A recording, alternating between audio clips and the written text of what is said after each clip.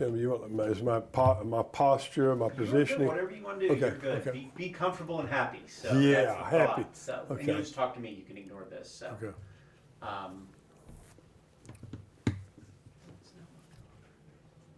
It was great that you've seen the film. That's great. yeah, well, absolutely. I enjoyed it. So I guess what spurred on the idea for this film specifically? I guess the history in the Lowcountry probably with how it played into Right. all that. So. I was the attorney representing this Operation Jackpot, and this is really one of the largest marijuana smuggling operations in American history. It all took place in Lowcountry. Really, even on Hilton Head, Sea Pines, St. Helena, a lot, Sound, and Beaufort area. And I got to know a lot of the guys. A lot of them were University of South Carolina graduates, fraternity boys, and fun-loving guys. And that's how I got involved. And interesting for you probably to be part of that history side of things, but instead of doing a movie about that, you chose to take it forward instead. Right, and I figured that financially it would be better to try not to do a retro film, because you're talking St. Bart's, Learjets, New York, Nantucket, and hairstyles, everything different. But now I said, well, let's take like snatches of it and make it into a contemporary piece. And that's why I decided to do it within the budget that I set out for. How much of your personal experience went back into this film from what you knew and how you got to this point? Well, there was a lot of it. There was a lot I could have done on a documentary, which would have been excellent. But what happened due to restraints with money or things that got accidentally cut out of the film, I didn't get as much as I wanted by far. But there are certain elements in there. But I would like to go back and really do it the way it should be done, using these old techniques. Back then, there was no cell phones. You only had pay phones. And it seems to be that every time this occurred that they were doing them, they outsmarted the police constantly. And on very low-tech stuff, walkie-talkies, and you know, people would have pay phones that you knew where the pay phones were. You go to a bank and get $100 worth of quarters and just feed the pay phone. And walkie-talkies, you'd have people with lookouts. And I knew I got to learn a lot. And so anyway, I could say a lot more about all that. But anyway, I'll leave it like that right now. Maybe a documentary one day. It's a pretty good documentary, I have a feeling, if we get the people to talk. So Yeah, getting them to talk now. that would be the more challenging part. Yeah, and of course the statute of limitations is expired. So that is but more- still, there's a certain code of honor that people really don't want to say because they don't know they're talking about a friend of theirs who may not, unless you got his permission, but there's still a reticence that people have not to want to say everything on camera. That's the problem that you would have. That people just don't feel, they feel that code of honor of some sort. Well, in a short version, which is hard, first, start with Operation Jackpot to explain what that was, if you can. It was a government operation, that was their code name, and it was the first time in American history that they had pulled together different elements of the U.S. government. Say, it could be the Customs, the DEA, it was Coast Guard, the Tax Department, and Governor Henry McMaster was the federal prosecutor under Ronald Reagan, and they were all fraternity guys, and they knew each other in Columbia, so he had to prosecute a lot of his friends, and that was very unfortunate. But also was very interesting. And Henry McMaster and I've talked a good bit about the film because he likes it a lot, by the way. And he says that well, I knew this beforehand. This was called a clawback. No one ever really got caught at the time. All the loads that came in were completed. And they did, so they had to go get. They had to go find defendants they could indict, they could roll up and talk to the kingpins. And this was like 3 years later after the loads had come in. So that just tells you the level of success that was going on. And there were some mishaps, but all in all, there was so much coming in here that the guys at Jackpot never really did get caught until afterwards, when a co-conspirator would testify against somebody. So and you took that to the next level in this film to think it is not far-fetched to think that somebody still could do this even with the times that changed. That's correct. But now with so much like AWACS planes down there in the sky, all the passages, the Mona Passage, the Wynwood Passage are pretty much blocked off. I don't see how anybody could really do it anymore. And also, which is one of the tragic ironies of this whole thing, is that the stuff is legalized now in 19 states.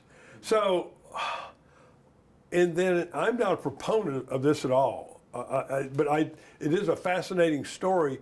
I'm not in favor of legalization, but I do find this very interesting how nowadays, with all these hydroponic operations going on, and publicly traded stocks on it, and they seem to be failing. So I don't know anybody who would want to go down there and do it, whether by airplane or a boat. I think it'd be so difficult to get through the water curtain out there. But you took the Operation Jackpot idea and then moved it forward. Explain a little bit, if you have a short plot synopsis of The Last Run. This was really more of a family drama, turned more family drama, and I wanted more action in it, but some of it got cut out. But I'm doing a sequel with a lot of action. The only thing I didn't put in there was there's no scalping and there's no guillotine, but there's a lot of action in the sequel, and all the way to the White House and down.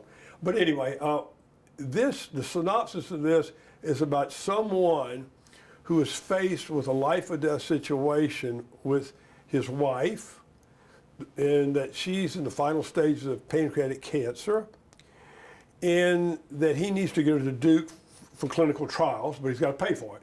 The shrimp boat's in foreclosure, plantation's in foreclosure, and he needs about $600,000. But like the old smugglers, they put it in the ground, a lot of these big igloo coolers, and sealed it up. He dug his cooler up, and he thought he had enough to take care of everything, but he didn't.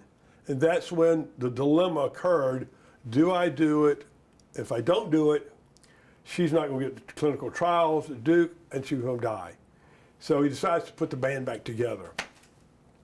But it's interesting, so from your knowledge, some of those things that you included, like the burying of the coolers and things, were something that were actually done at the time. Oh yes, there were so many places.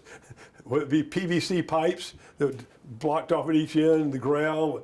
People put a piece of metal on it, so if they had a metal detector, they knew where to go.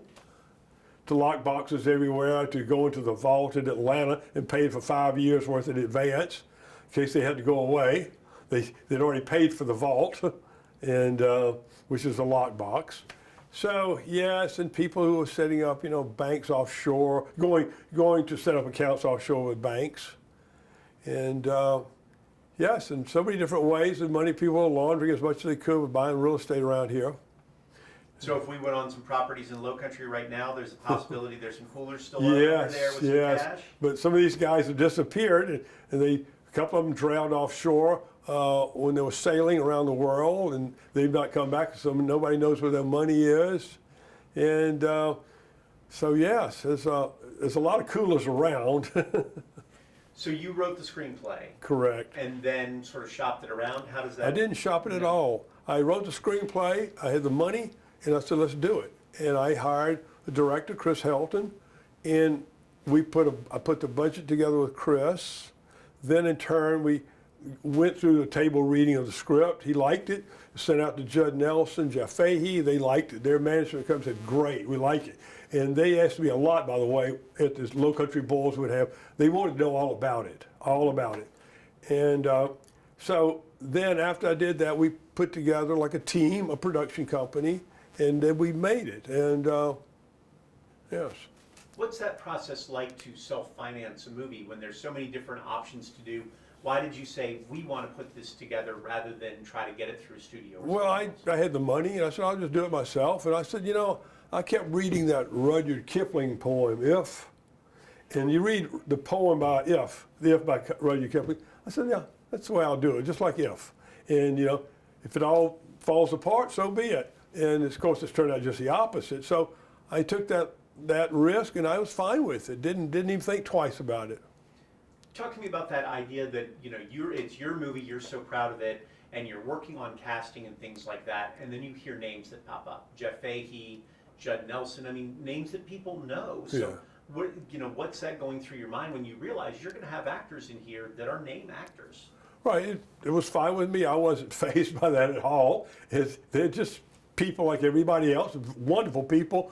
We spent about 19, 20 days in Beaufort and Frogmore filming. We got them hotel rooms downtown, and they loved it. They want to come back and do the sequel. So I enjoyed seeing everybody kind of working together and seeing how things really work. It's very quiet in there, and so I was over there every day because I had things to do here. And then you tried to find some people, local and otherwise, to do the film too. Explain how you got to that point with your leads, especially. Well, I had been here a very long time, and I used to practice law. You know, I was the first lifeguard here in 1970, so I knew a lot of people. A lot of people, like daughters went to Hilton Head Prep, boarding schools, etc. They knew a lot of people. So I said, well, I need this person, that one. And I started thinking who I wanted, and like Meredith Inglesby. I said, she was on Broadway for like 30 years, and I called Meredith, and I talked to her parents, and they said, well, here's her number. And she said, well, I've never done a film. I said, Meredith, if you've been on Broadway, this is going to be a cakewalk. And of course, she hit a home run. And then Shep Rose, who also went to Hilton Head Prep, I said, I knew Shep, and so I know his parents, so I wanted Shep because he had a following with Bravo Channel, which is Southern Charm. He did quite well in that. So I would, and then with my director, Chris Helton, I would in turn get him to help me find people in the budget, like the casting budget above the line, about where it could all fall percentage-wise with the crew, with the cast. So it took a while to get it together, but once they read the script, they were on board with it. Talk to me a little bit about your lead girl too. I mean, she really holds that film together, and you said she's really a rising star in Hollywood. The young girl is Maddie Henderson, and she was in another movie that Chris Helton made. He found her online, and she's a big TikTok sensation, like 4.4 million followers.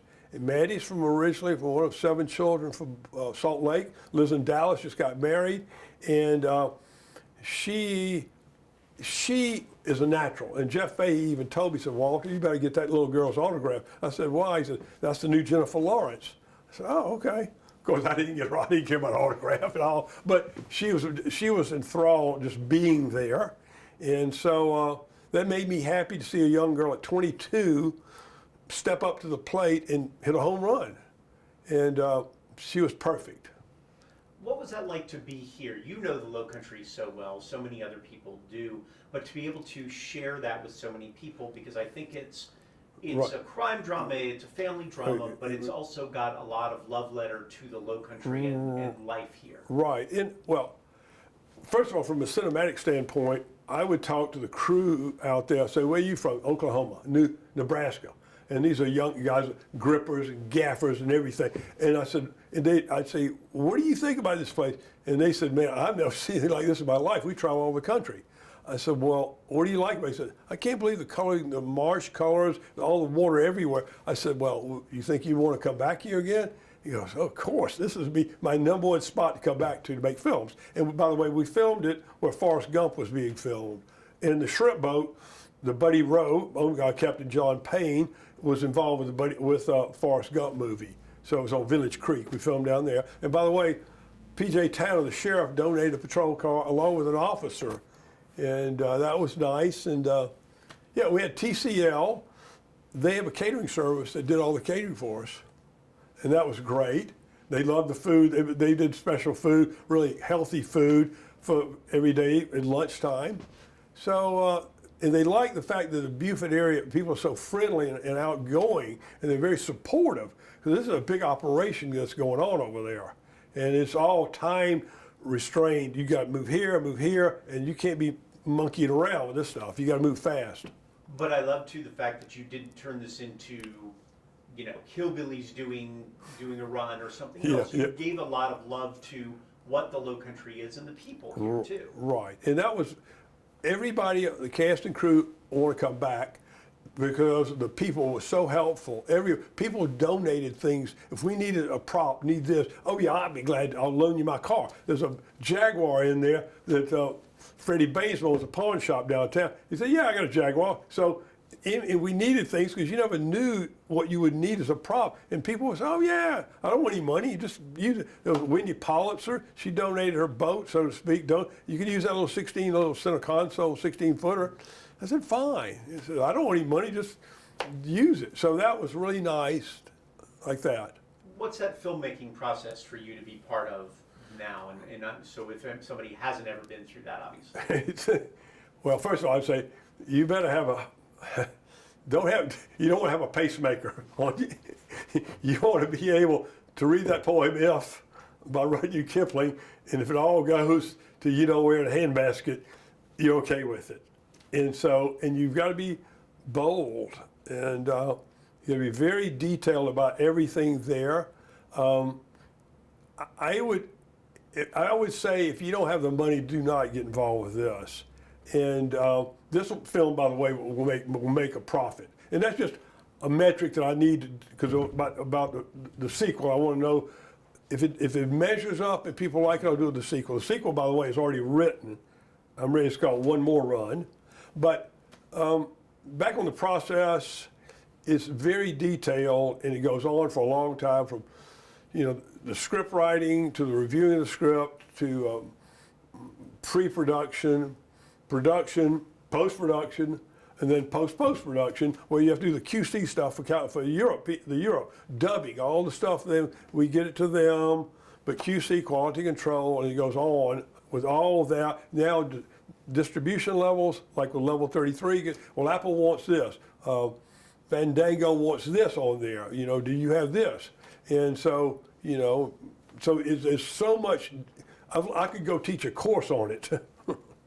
But it's so interesting that, once again, since you self-financed and since you did this, you didn't go the typical route. So it's not like it's going to go straight to theaters and then go straight to wherever. You're learning about that too on getting it. What was that like, getting it to Amazon and then maybe to a streaming service from there? Yeah, well, I have a really fine company.